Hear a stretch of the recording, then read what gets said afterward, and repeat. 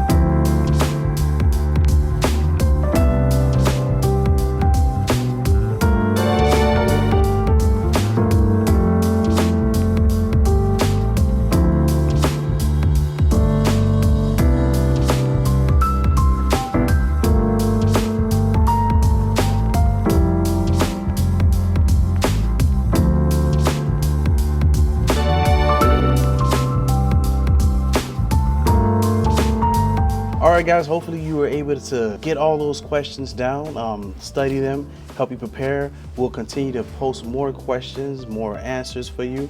And also, a bonus, we've uploaded those questions for you on quizzes. So if you go to joinmyquiz.com and you enter this code here, okay, the test will be open, and then you can go ahead and continue practicing on your own. All right, I only can leave it open for about a week. Okay, so if you're watching this video after the week, those same questions are the ones that just played it in the video. All right, so again, thank you guys for watching. Thank you for subscribing, sharing our videos, and then comment below too. We love when you guys comment when you're about to take your test, and we love when you guys come back and tell us that you've passed your test. All the flavor, minus the frosting,